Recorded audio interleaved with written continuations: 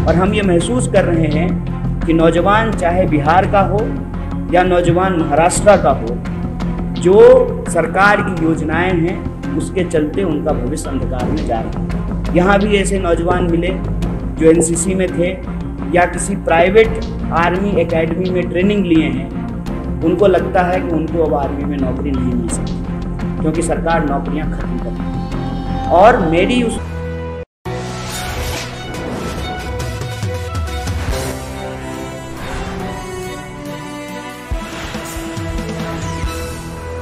कुछ ऐसी महिलाएं थी जिन्होंने साफ साफ कहा कि हम इस यात्रा में चल रहे हैं क्योंकि लगातार किचन चलाना, घर बार चलाना मुश्किल होता जा रहा है। पूरा का पूरा हमारा बजट बिगड़ गया है। जब हम ये सवाल पूछ रहे थे तो इसी बीच उनमें से एक यात्री ने पूछा कि आप क्यों चल रहे हैं। हमने कहा कि हम इसलिए चल रहे हैं कि इस देश के लाखों करोड़ों लोग रोज अपना जीवन जीने के लिए चलते हैं। हम तप करके, और राहुल जी बार बार एक शब्द का इस्तेमाल कर रहे हैं, तपस्या का। तपस्या क्या होता है? जब कोई चीज तपता है, कहते हैं ना कि सोना तप कर ही खड़ा होता है, तो वो पक्का होता है, वो मजबूत होता है। और आप महाराष्ट्र के लोग हैं, आप जानते हैं कि आपके यहाँ एक से एक तपस्वी पैदा हुए। उन्होंने अपने जीवन में त्याग किया, तपस्या की, और आपके हाथ में एक बहुत बड़ा विरासत दिया है कि आप गर्व से कह सकते हैं कि आप महाराष्ट्र की धरती से आते हैं, आपका जन्म इस महान भूमि पे हुआ है।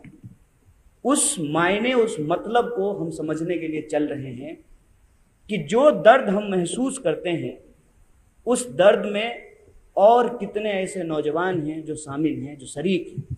और हम ये महसूस कर रहे हैं कि नौजवान चाहे बिहार का हो या नौजवान महाराष्ट्र का हो, जो सरकार की योजनाएं हैं उसके चलते उनका भविष्य अंधकार में जा रहा है। यहाँ भी ऐसे नौजवान मिले जो एनसीसी में थे या किसी प्राइवेट आर्मी एकेडमी में ट्रेनिंग लिए हैं। उनको लगता है कि उनको अब आर्मी में नौकरी नहीं मिल सकती है क्योंकि सरकार नौकरियां खत्म कर रही है। और मेरी उस बात से वो सहमत होते हुए नजर आए कि आपके बच्चे की नौकरी की गारंटी नहीं है। और अमित शाह जी का बेटा बीसीसीआई का सेक्रेटरी बन गया है, और वो सेक्रेटरी बना रहे इसलिए कानून में भी परिवर्तन किए जा रहे हैं।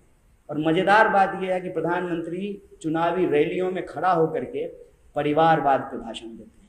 आज जब कुछ लोग आए, मैंने पूछा कि आप क्या करते हैं, तो कुछ लोगों ने कहा कि हम किसान हैं। वे आप यात्रा में क्यों आए हैं? उन्होंने कहा कि हमको हमारे गन्ने का दाम नहीं मिल रहा है, हमारी जो मांग थी उसको पूरा नहीं किया गया है, फसल का दाम दुगना करने की बात थी, वो नहीं हो रहा है। कुछ ऐसे नौजवान थे जो कॉरपोरेट में नौकरियां करते थे इसी इलाके के, और घर से बहुत दूर जा कर के औरंगाबाद में उन्होंने इंजीनियरिंग की पढ़ाई की, एमबीए की पढ़ाई की। और लॉकडाउन के बाद जो है, वो जब वर्क फ्रॉम होम कर रहे थे, अचानक एक दिन कॉल आया और उनसे